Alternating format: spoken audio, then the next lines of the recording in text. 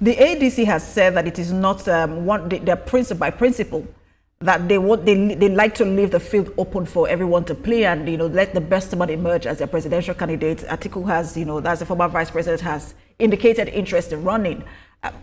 Lots of, well, maybe just him. We know that Peter Obi, of course, was to run. He was a presidential candidate in 2023 with the Labour Party. Do you think that was the right decision to say everybody go to the field, or they should have zoned it, and that could have been? That's where the chaos is going to start. That's where the house divided against itself will fall. That's where you see people now leaving that party again and going into another party. You see, what is going to happen before 2026? There are a lot of dramas coming up. Is it Atiku that will allow Peter Obi? When Peter Obi says, my boss is calling me, that's why I said, who is the candidate, who is the presidential character? You see, Peter Obi. Peter Obi have agreed that Atiku is his boss. How can you now be a president? For me, you are not in the league of people or characters that can be president. I've been in politics now 25 years of my life. I should be able to at least depict and know where the table is standing. I've been in opposition most of the time, except the time I was in PDP. And I've been able to see what we were able to do with Oba Rashidi Ladoja. May Almighty Allah give him a good reign and make Ibadan people have a better life and wonderful experience under his reign. When we left PDP in 2010, we had nothing. 3 months, we developed Accord. We were able to have House of Rep. We were able to have almost a governor. We were able to have a House of Assembly. We held the governor to a ransom over a long period of time. 3 months. Why? Because there's consistency of purpose. We had an agenda. But in 2015, there was no agenda. There was no consistency. And I told my Oga at that time, sir, what we did in 2011 was because we were together and we had a focus. If we're not clear about what we're going to do in 2015, we're going to lose. He said, I've started again. I said, well, that's the reality of what is coming. We lost. The day we lost the election, I was in his house 7 a.m. He said, you have come again. I've just finished shaving your hand. I said, but I told you, sir. So because we might be younger, it doesn't mean we don't have brains. It doesn't mean we don't know the way forward. It doesn't mean we don't know how to do things. The people that govern Nigeria now, Mr. Ajani, what you're saying now contradicts what you said earlier, because you were saying the fact that you're younger doesn't mean that you do not have brain and how to lead Nigeria. Doesn't that also speak for Peter? That's what I'm saying. The fact that he calls Atiku his boss, I mean, does that rob him of the ability to lead a nation? No, he has come out to contest election as the president.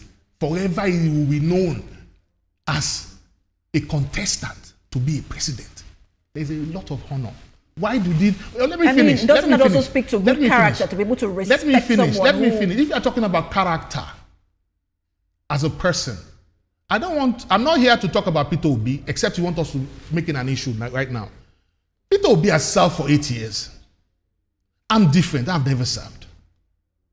Wait for me to serve before you can compare. There's no simile. The reason why I'm saying Peter Obi is inconsistent with what he's doing is that he has not remained in one place to govern. We have to see consistency in your policy. The reason why I'm saying I'm younger is because I'm not saying you should not respect your leaders. Okay? As a Yoruba man, if I see my Oba tomorrow, I will prostrate for him because I'm a Yoruba man. That is courtesy, and I'm well trained. This is politics. You left PDP because of a purpose. Why did you leave PDP? You left PDP because you were discerning. You said no to this, not to what Atiku did to you. So what are you joining about now? That's hypocrisy. That's pure hypocrisy. That's not politics. You think he should never have gone to the ADC in the first place? What is he doing there? Okay, now if they don't give him the ticket, will he not go to Labour? Let's wait and see now. That's not stability. We need stable character. I was not given ticket in 2011. I had contested Senate in PDP 2006. It doesn't stop me from being consistent with Accord Party. Loyalty is key. Ask, he's alive, he's our new king. Ask him about me.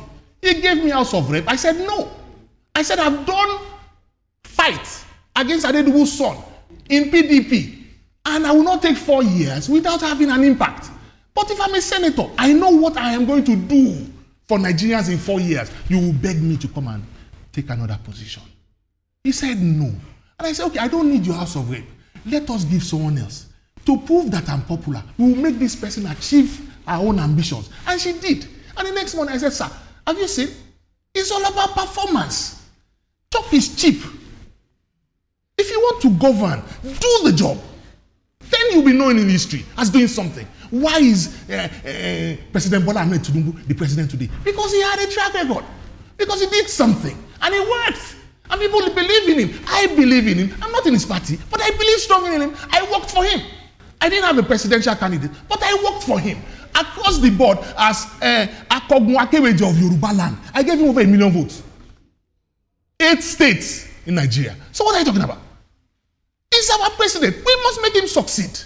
I'm not a bastard, and Nigerians are not bastards. Let us leave party. Work for him, let him succeed. Then we have a better government. You're almost agreeing to anti-party activity because you had a presidential candidate. We didn't. You had Professor Mode as a presidential. He did not come to Ibadan to come and campaign. Did I know him? I was a candidate on Accord. I was asking Abuja, do we have a presidential candidate? They said no. If he was a presidential candidate, did he know me as a governorship candidate? Let us face reality now. Look, there is no, I forget, Nigeria is key. Nigeria is first. And Nigeria is last. Whatever we do today will become history. And we are going to leave everything in this world. We are not taking a part with you. So it's not a big deal. Face the reality. Do the job. For those who are